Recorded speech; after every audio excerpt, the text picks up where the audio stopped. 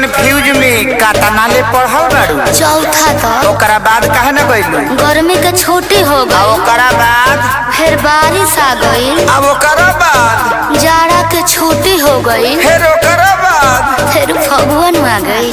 फिर ओकरा बाद रे इतना छुट्टी मरनी नो कि पढ़े के आदत छूट गई। बैगन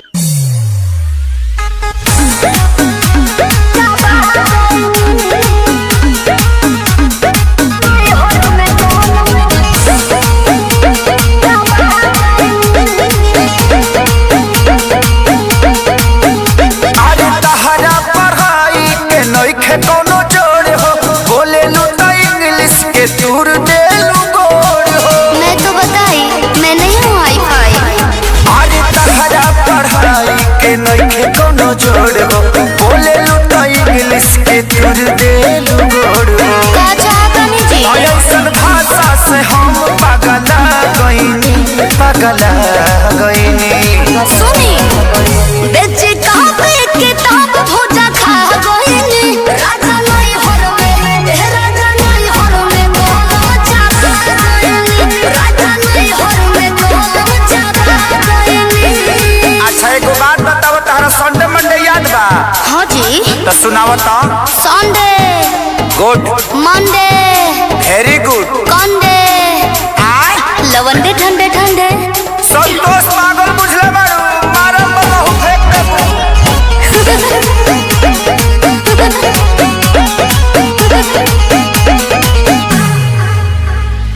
अनपढ़ के तू ताला पहलू एजेंसी रह, तू पढ़ल होइते आशा में वैकेंसी।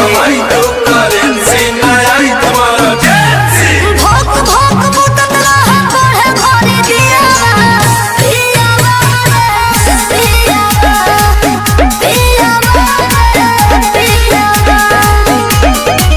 तब गलती भइल तो से शादी करके का कोइनी ई का कोइनी। बेचे कापे किताब भोजा खा गइनी। राजा नहीं हर में राजा नहीं हर में गोल चापा गइनी। राजा नहीं हर में गोल चापा गइनी। बाप रे बाप, लागत है कि अब हम डिप्रेशन में चल जाए। ठीक बा, आय? अकेले जाई? हाँ। जाते न तो जाके देखी। हाँ। अब बढ़िया जगह होई नो। हाँ। हम आ ओजे हनीमून मनावल जी डिप्रेशन में। आ घूम घाम के आ चल जाई का? अब ते सफा सब दूसरा बना देबे। का होई? कुछ गलती हो गल का? ना ना ना, तू आ गलती।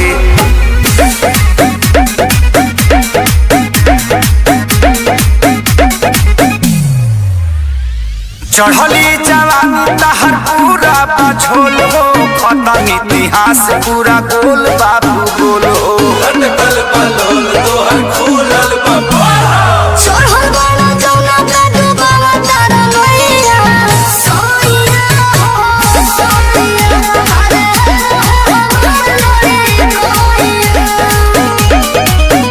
कहे अखिलेश के सारी हम खा गइनी हो, खा गइनी। बेचे कापे किताब भोजा खा गइनी। राजा नहीं हर में राजा नहीं हर में गोल चापा गइनी। राजा नहीं हर में गोल चापा गइनी। लास्ट में तरह से एगो सवाल पूछी ना जी। ई बताओ कि लिंग क तरह के होला? 3 तरह के। कौन कौन? स्त्रीलिंग, यस, पुल्लिंग, बिल्कुल यस। अडरलिंग। हाँ, अब बुझा गल, दुर्गेश नहीं बना देवे ते हमके। पूछी